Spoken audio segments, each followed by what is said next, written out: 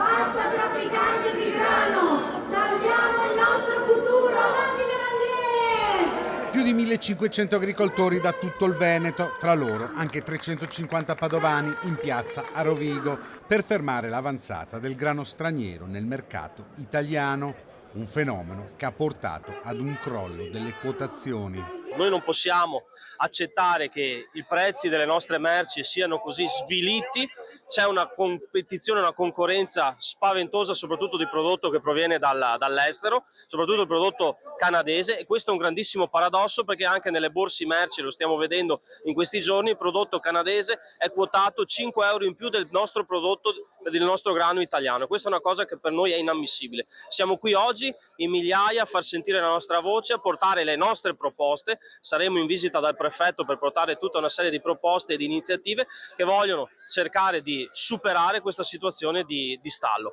Maggiori controlli, maggior attenzione anche alle entrate e ai porti per quanto riguarda i nostri prodotti. Manifestazioni simultanee in tutta Italia per sottolineare come, nonostante gli aumenti generalizzati dei prodotti, ai produttori agricoli non siano arrivati maggiori guadagni. Un chilo di pasta oggi si aggira attorno ai 2 euro al chilo, ma agli agricoltori viene corrisposto appena 28 centesimi al chilo per il grano.